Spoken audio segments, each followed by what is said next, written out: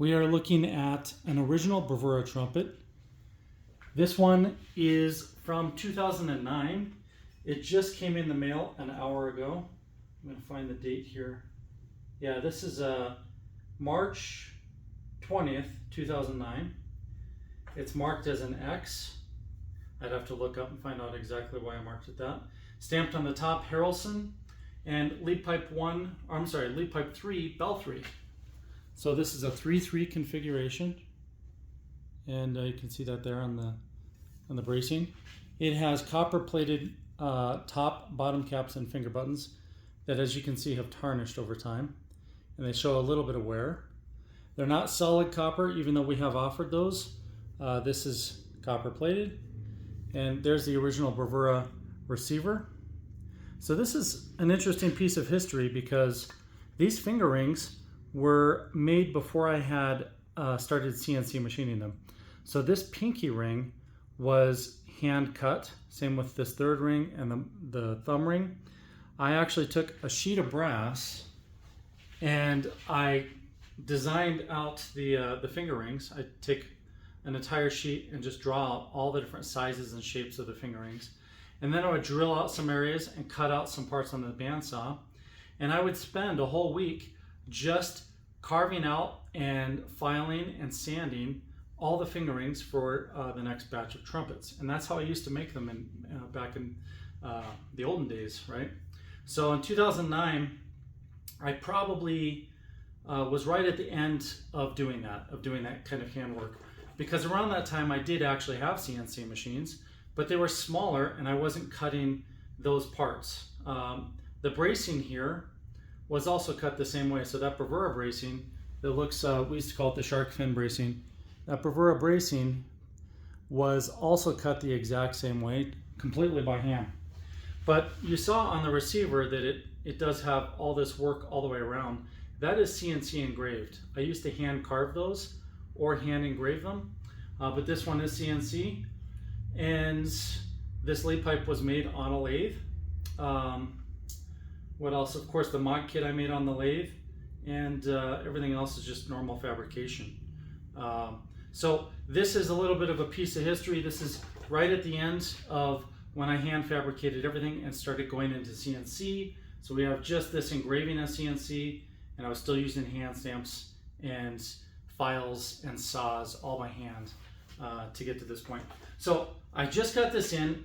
The buyer or the seller of this bought a new Bravura. They bought the new Bravura. I think he got an XVT, which is, you know, one of these horns right here. I'll show you one. So that's the new Bravura. This is the old Bravura. You can see them side by side. There are a lot of differences. Essentially, the old Bravura was made just in a lot different way, you know, with different techniques. It does have the round tuning slide.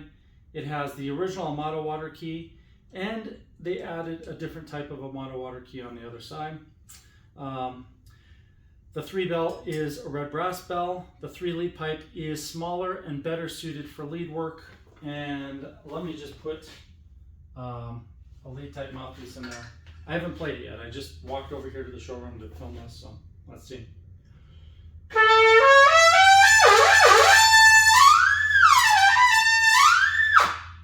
Yeah, it definitely feels good for lead because it does have the red brass bell. It's not going to be that piercing brilliance that you normally would find with a lead horn.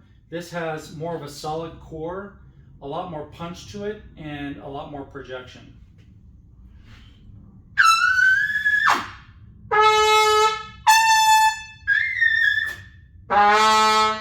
Yeah, so it's just like a wall of sound. It doesn't create that distortion that you find on a lot of lead horns.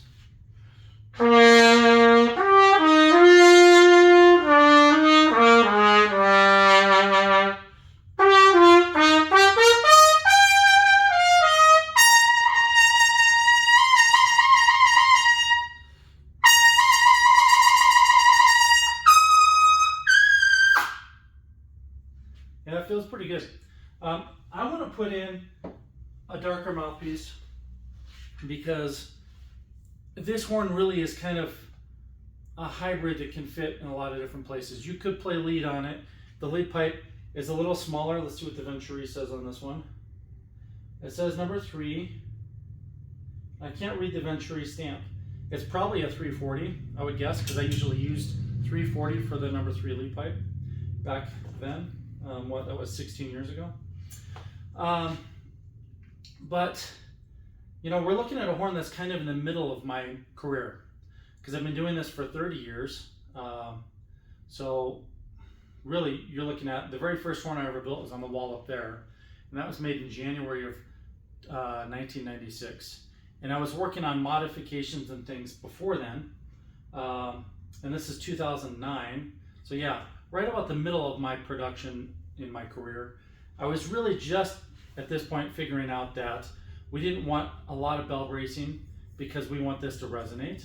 And I knew that long before then, but I couldn't find ways of doing it without creating too much labor. So I had some experimental horns, maybe 5 or 6 years before this one, that did really focus on getting more energy to the bell and letting it vibrate, but it wasn't feasible to make those easily until I figured out how to cut braces that fit perfectly against the valve set. So there's really no gaps. When I hand cut these, they were very precision cut, and I should say they were filed. They were cut kind of rough, and then I'd file them to fit perfectly. But this horn wasn't really designed to be just a lead horn. When I designed it years ago, it was like a darker version of the standard setup. And the standard Bravura was lead pipe 1, bell 1. This is lead pipe 3, bell 3. And the idea was 1-1 was similar to a Bach Strat. The number 1 lead pipe is modeled after the Bach 25 lead pipe. And the number 1 bell is modeled after the 37 or Yamaha Xeno bell, which are actually very similar bells, almost the same really. So what I was looking for when I built this horn was a darker horn that used less air. And if you put a bigger mouthpiece in it, it actually becomes just this really beautiful ballad type horn, or something that can play warmer and darker.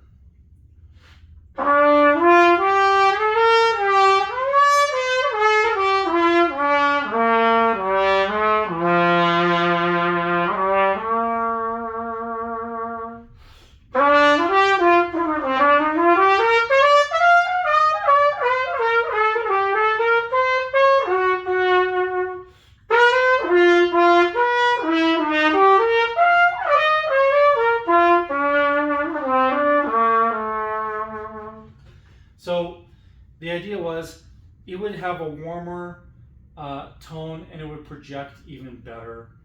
The red brass bell just doesn't vibrate as easily, so the resonance factor is reduced. You don't get as many of the upper partials, and it just becomes this really beautiful sounding horn.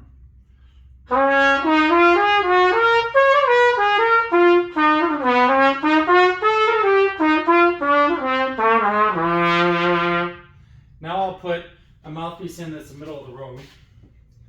Spectratone yellow is kind of, this one's similar to like a 3C probably.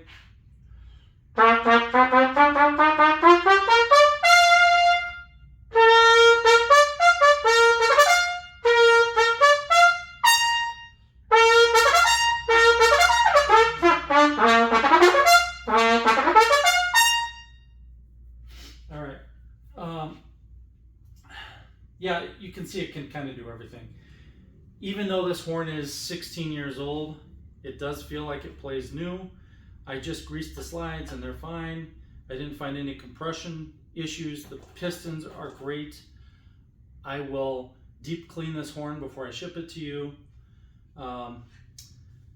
You know, it's really fun to hold something that's like this kind of piece of history, like my history, because I built it. And that's one of the reasons I love September. The years that we take trades, it's usually September. It's a lot of fun to get the trades in and see what people have.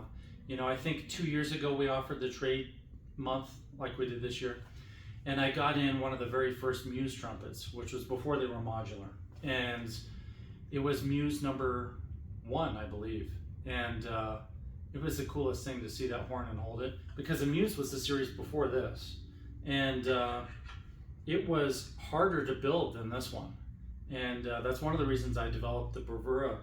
is because it was easier to make than the previous generation, and also because then we eliminated this brace, which improved the resonance. But it's so much fun to get these back and to play them. I would love to get this horn in your hands. If you want to call me or email me and make an offer on it, I think when these were new, they were $29.95. Adjusted for inflation, that'd probably be around $5,000 today. Well, actually, inflation today is ridiculous, so maybe more than that. But you know, because it is in really good shape, it should really hold its value. Our horns very rarely lose value unless you damage them or do some strange modifications. But if you want to make an offer on this horn, give me a call. My number is 303-657-2747. Or you can email me at harrelsonTrumpets@gmail.com. I don't know if I'm going to put this on the website. There's a good chance one of you will call me today or tonight or tomorrow and just buy the horn. But I would love to see you playing this instrument. It really is a few steps up from a standard box Strat or a Yamaha Xeno. And the reason it is because it's so much more efficient. It's because we really did utilize standing wave efficiency techniques in designing this, and it really does play much easier than a standard horn. If you've never played one of my horns and you really doubt that, then I welcome you to come visit us in Denver, especially now, because at least this week I have, let me see, 1, 2, 3, 4, 5, 6, 7, 8, 9, 10.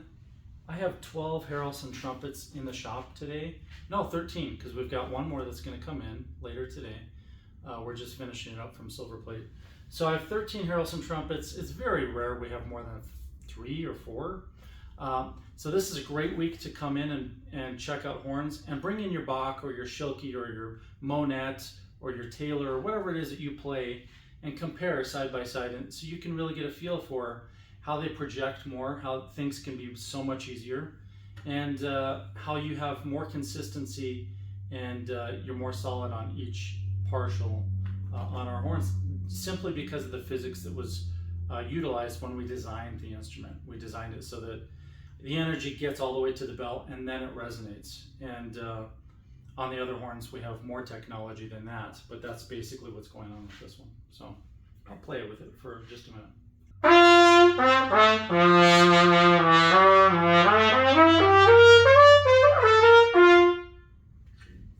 So that's, like I said, kind of like a 3C.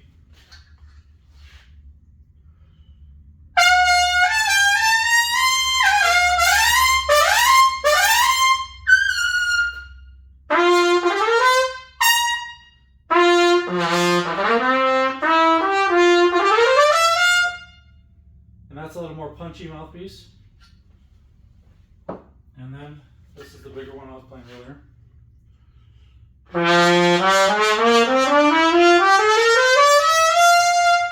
And you can hear the pitch drop a little because this mouthpiece has so much volume in it.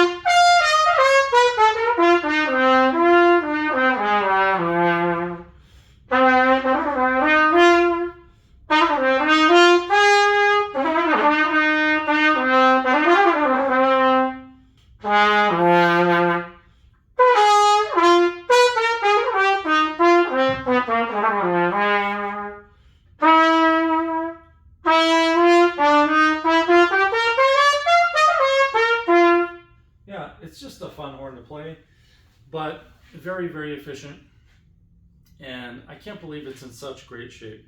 Thank you for joining me today. Again, if you want to own this, make me an offer,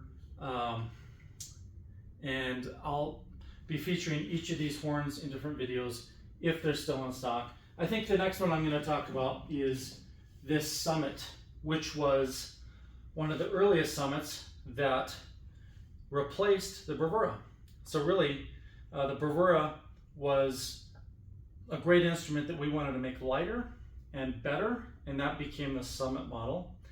And we retired the Bravura. And then years later, recently, we came out with the new version of the Bravura, which now you can order custom on our website, or you can't yet, but in about a week, we'll open custom orders for the new Bravura.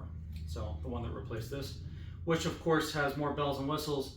It also costs more. So, all right, thanks. I'll see you guys next time.